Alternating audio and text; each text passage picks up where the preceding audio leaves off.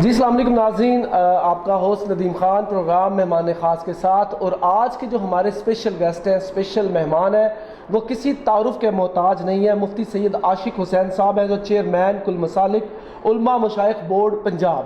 اور ان کا تعلق ہے، یہ پرنسپل ہے جامعہ بیت القرآن کے. آج کا جو ہمارا ایشو ہے، آج کا جو ہمارا ٹاپک ہے، وہ نہ کسی سیاست سے تعلق رکھتا ہے، نہ کسی مذہب سے تعلق رکھتا ہے. وہ تعلق رکھتا ہے انسانیت سے، ظلم کے، بربریت سے جو اسرائیل فلسطینیوں پر ڈھا رہا ہے. ماؤں، بہنوں اور بچوں کو شہید کیا جا رہا ہے، اور اس کے اوپر تمام امت مسلمہ جو ہے وہ سراپا احتجاج ہے. جتنی کنٹریز ہیں ان میں اسرائیل کے خلاف احتجاج کیا جا رہا ہے، باشمول پاکستان کے. آج کے جو ہمارے مہمان خاص ہیں، ہم ان سے اس ٹاپک پر، اس ایشو پر بات کریں گے کہ کیا جو اسرائیل کر رہا ہے وہ صحیح ہے، کیا اسرائیل پر پابندیاں نہیں لگنی چاہیے، کیا عالمی سطح پر اقوام متحدہ سمیت ان کے اوپر پابندی نہیں لگنی چاہیے، کیا اس وقت تمام امت مسلمہ کو، جتنے مسلم ممالک ہیں ان کو یکجا نہیں ہونا چاہیے. بہت بہت شکریہ مفتی صاحب، آپ نے ہمیں وقت دیا. فلسطین کے حالات جو ہیں وہ اس وقت ڈھکے چھپے نہیں ہیں. بے شک. آپ کیا کہتے ہیں کہ جو اسرائیل کر رہا ہے وہ ٹھیک کر رہا ہے یا یہ ظلم نہیں ہو رہا؟ آپ کیسے دیکھتے ہیں؟ بسم اللہ الرحمن الرحیم. میں اگر ظالموں کی تاریخ رب سے پوچھوں تو میرے اللہ کا قرآن جن ظالموں کو بے نقاب کرتا ہے اس لائن میں مجھے اسرائیل صف اول میں کھڑا نظر آتا ہے. اللہ کے قرآن سے جب پوچھتے ہیں تو رب تعالیٰ فرماتے ہیں وَمَنْ أَظْلَمُ مِمَّنْ مَنَعَ مَسَاجِدَ اللَّهِ أَنْ يُذْكَرَ فِيهَا اسْمُهُ وَسَعَى فِي خَرَابِهَا. کیا کائنات میں اس سے بڑھ کر بھی کوئی ظالم ہے جو اللہ کے بندوں کو اللہ کے گھر میں اس کے ذکر سے روکے اور وہاں خرابی پیدا کرے؟ اب اللہ کے گھر کیا ہے؟ اس کو مسجد کہتے ہیں. اور مسجدوں کی تاریخ ہم دیکھیں تو کائنات میں ام المساجد کا جس کو درجہ ہے وہ بیت المقدس ہے، جو کائنات میں پہلی مسلمانوں کی قبلہ اول کا درجہ اور مقام اور مرتبہ اور عبادت گاہ رکھتی ہے، جس کے اندر ہزاروں انبیاء علیہ السلام کے اس کے گرد و پیش مزارات بھی ہیں. اللہ نے قرآن میں کہا محبوب کو شب معراج کے بارکنا حولہ لنریہ من آیاتنا، تاکہ اے محبوب ہم آپ کو اپنی نشانیاں بھی دکھائیں اور وہ برکتوں والے مرکز بھی اور وہ مقامات بھی دکھائیں. حضرت محترم ندیم خان صاحب، جہاں تک بیت المقدس کا تعلق ہے وہ قبلہ اول ہے. اس میں 1,24,000 پیغمبروں نے نماز پڑھی ہے. اس میں 1,24,000 پیغمبروں کے امام الانبیاء حبیب کبریا جناب محمد مصطفیٰ صلی اللہ علیہ وآلہ وآہل بیتہ وبارک وسلم کی ذات بابرکات نے شب معراج امامت کا منصب سنبھالا، اور آدم سے لے کر سیدنا عیسیٰ روح اللہ علیہ السلام جو کہ پرنس آف پیس ہیں، جو کہ شہزادہ امن ہیں، انہوں نے بھی میرے اور آپ کے نبی کے پیچھے نماز پڑھی. اور یہ موجودہ جو صورتحال جو دنیا اس وقت خون کے آنسو رو رہی ہے، اس کا آغاز مسجد کے اوپر حملہ کرنے سے ہوا ہے. جب فلسطینی بیت المقدس کے اندر نماز ادا کر رہے تھے تو ان پر آنسو گیس کی شیلنگ کی بارش برسائی گئی، ان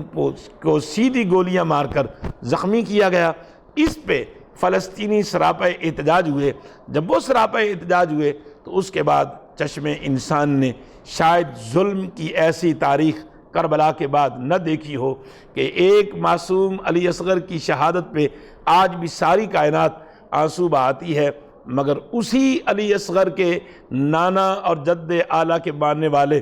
فلسطین کے معصوم بچوں کو جس طرح گولیوں سے چھلنی کیا گیا، میں سمجھتا ہوں اس پہ ہر صاحب درد دل رکھنے والا انسان، چاہے اس کا تعلق مسیحیت سے ہے، چاہے اس کا تعلق مسلم کمیونٹی سے ہے، چاہے وہ کسی دنیا کے مذہب سے پیروکار ہے، اگر اس کے اندر ایک انسان کا دل ہے اور اس کے آنگن میں اس کے اپنے بچے کھیلتے ہوئے نظر آتے ہیں تو خدا کی قسم کھا کے میں کہتا ہوں اس کا دل پسیج گیا ہے، اس کی آنکھوں سے بے اختیار آنسو بہے ہیں. جب 2-2 3-3 سال کے بچوں کے لاشیں اٹھا کر باپ آسمان کی طرف دیکھ کر کہہ رہا ہے اے خدایا کب تیری مدد آئے گی. اب رہ گئی بات اگلی عالم اقوام عالم کی، تو دنیا کو امن دینے کے لیے اور ظالم کے ظلم کو روکنے کے لیے اور مظلوم کی داد رسی کرنے کے لیے جنگ عظیم دوم کے بعد UNO کا ادارہ مارز وجود میں ہے جسے ہم اقوام متحدہ کہتے ہیں۔ اقوام متحدہ کے بہت سارے اصول ہوں گے، بہت سارے اس کے قوانین ہوں گے، مگر جن کا تعلق اس وقت فلسطین اور اسرائیل کے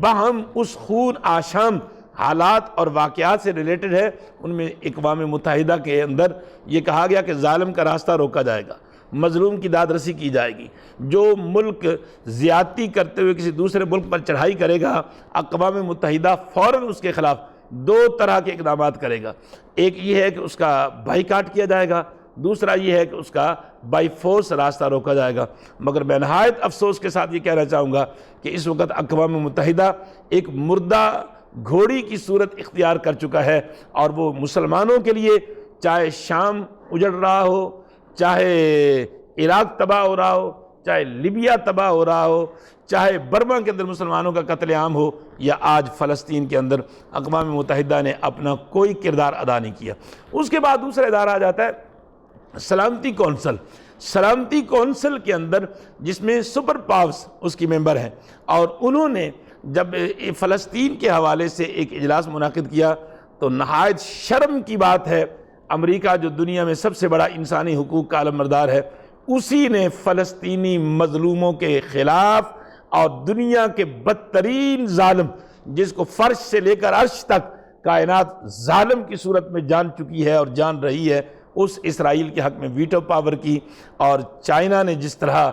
یہ مسلمانوں کی مظلومیت پہ ساتھ دیا ہے، اور امریکہ کا کردار باعث شرم ہے اور چائنا کا کردار لائق تحسین ہے۔ اس کے بعد ندیم خان صاحب اور ناظرین، تیسری صورت آ جاتی ہے مسلمانوں کا بھی کوئی آپس میں ایسا ادارہ ہے جو مسلمان کسی مظلوم کو بچانے کے لیے اپنا کردار ادا کرے، یا وہاں ہونے والی ناانصافی کے حوالے سے وہاں انصاف کی راہ ہموار کرے، تو اس کے لیے OIC کا ادارہ ہے جس میں 57 اسلامی کنٹریز ممبر ہیں، اسلامی ملک اس کے ممبر ہیں، اور اس کے بھی بہت سارے قوانین ہوں گے، مگر مین قانون اس کا اور مین اس کی کلاس جو تھی وہ یہ تھی کہ اگر کسی اسلامی ملک کے اوپر کوئی دوسرا حملہ آور ہوتا ہے تو تمام اسلامی ممالک مل کر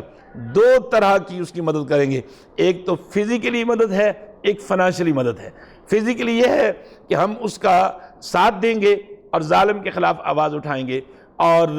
میدان عمل میں اتریں گے، اور دوسرا یہ ہے کہ وہاں ہونے والی تباہی اور بربادی کو اس قوم، اس ملک کی بحالی کے لیے فنانشلی طور پر ہم سپورٹ کریں گے۔ اور یہاں اس وقت یقیناً یہ بات نہایت افسوس کے ساتھ میں کہوں گا کہ OIC نے بھی زبانی جمع تفریق کے علاوہ کوئی کردار نہیں ادا کیا کہ فلسطینیوں کو بچایا جائے۔ اب تلک 2.5 سے 3 ہزار فلسطینی شہید ہو چکے ہیں۔ لائق صد شرم بات ہے کہ اگر کہیں کسی غیر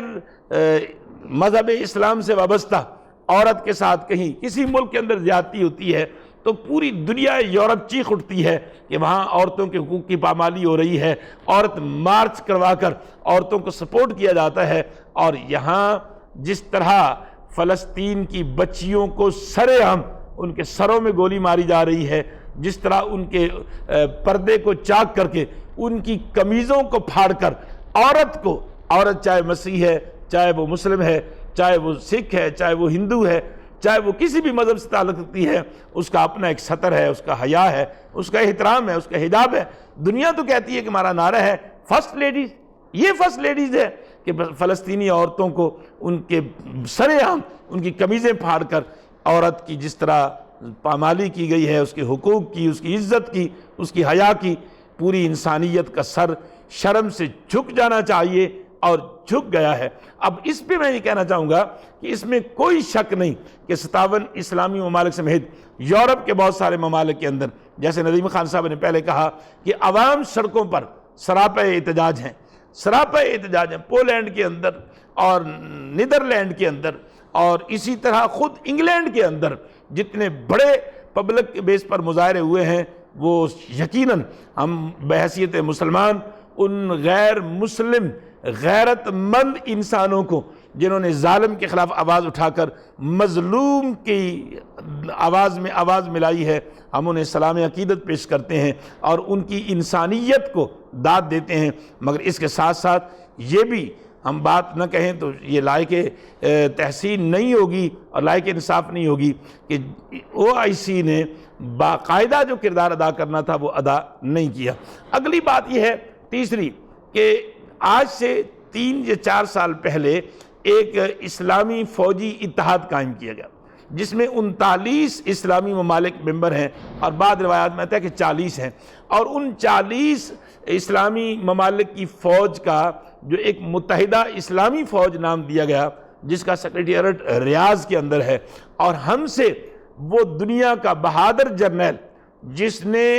26 سال سے نیٹو فورسز کو یا 13 سال سے افغانستان کے اندر نک چنے چبا رکھے تھے اور ناک دم کر رکھا تھا، اور جس ملک میں وہ چاہتے تھے دہشت گرد اپنی دہشت گردی سے خون کے دریا بہا دیتے تھے، افواج پاکستان جو دنیا کی ان نامور ترین 10 فوجوں میں صف اول میں شمار ہوتی ہے، اس کے کمانڈر ان چیف جنرل عائش شریف نے 3 سال کے اندر جو ان کا اپنا عرصہ ہے کمانڈر ان چیف کے طور پر، chief of the army staff کے طور پر پاکستان کی کمانڈ تھی، ضرب عظم کی صورت میں دہشت گردوں کا صفایا نہیں کیا تو کم از کم انہیں 90% تباہ و برباد کر کے رکھ دیا۔ تو انہوں نے اس بہادر جرنیل کی بہادری کو دیکھتے ہوئے، ان کی جنگی سٹریٹجی کو دیکھتے ہوئے، عسکری حکمت عملی کو دیکھتے ہوئے پاکستان سے جنرل عائش شریف مانگا کہ ہمیں ایک ایسا بہادر کمانڈر چاہیے۔ ہم نے اپنا جرنیل ان کو دے دیا اور اس اسلامی فوجی اتحاد کے کمانڈر ان چیف کے طور پر ان کو منصب دیا گیا،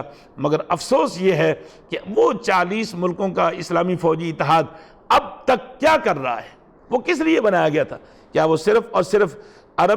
سعودی عرب کے بادشاہوں کے تحفظ کے لیے تھا، اس کے دفاع کے لیے تھا، یا اسلام کے دفاع کے لیے تھا، یا اسلامی کنٹریز کے دفاع کے لیے تھا؟ ہمیں سعودی عرب کے مقام تقدس سے یقیناً ایمان کی حد تک پیار ہے، سعودی عرب کے ذرے ذرے سے ہمیں پیار ہے، اس لیے کہ وہ ہمارا مرکز ایمان ہے، اور ان کے حکمرانوں کو خادمین حرمین شریفین کے حوالے سے بھی ہم وہی رسپیکٹ دیتے ہیں جو کہ ایک محترم شخصیت کی ہونی چاہیے۔ مگر یہ بھی ہم احتجاج کرتے ہیں کہ وہ اس 40 ملکوں کا اسلامی فوجی اتحاد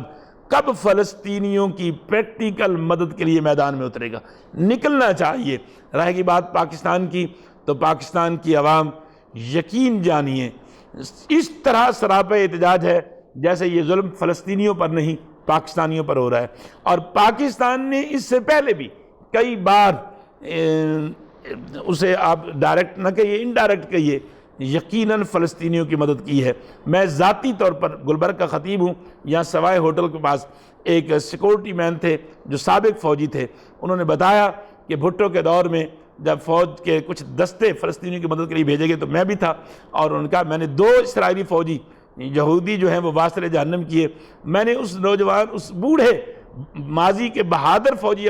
نوجوان کے پاس تصویر دیکھی جس میں یاسر عرفات نے اس پاکستانی فوجی کو کندھوں میں بٹھایا ہوا ہے اور وہ نعرے لگا رہا ہے، اور میں جانتا ہوں کہ فلسطینیوں کی یقین جانیے امیدیں پاکستان سے وابستہ ہیں، پاکستان سے وابستہ ہیں۔ پاکستان اگرچہ دشمنوں کے نرغے میں ہے، دشمنوں کے گھیرے میں ہے، ہر 4 اطراف سے ہمیں فنانشلی طور پر بھی تباہ و برباد کرنے کی عالمی سازشیں ہیں، ہمیں عسکری طور پر بھی ہر وقت خطرات کا سامنا ہے، اس کے باوجود ہمارے کمانڈر ان چیف جنرل عائش شریف ہوں یا وزیر اعظم پاکستان، انہوں نے اپنی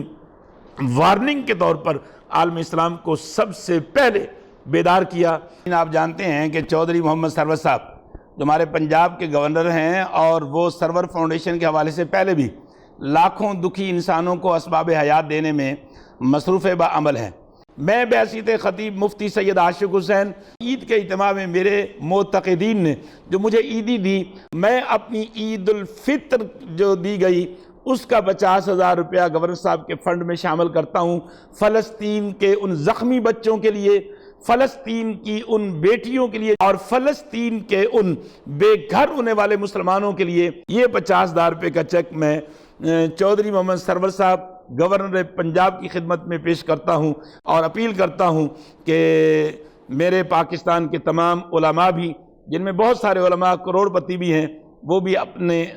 دل کو کھلا کرتے ہوئے میری آواز کے ساتھ آواز ملاتے ہوئے گورنر صاحب کا ساتھ دیں، اور خدا آپ کا ساتھ دے گا انشاءاللہ۔ جی بالکل، جیسا کہ ہم موجود تھے آج مفتی عاشق حسین صاحب کے ساتھ، اور انہوں نے تفصیلی جو ہے وہ جائزہ لیا، اس کے اوپر جو ظلم اور بربریت ہو رہی ہے فلسطین کے اندر، لیکن ہماری جو حکومت ہے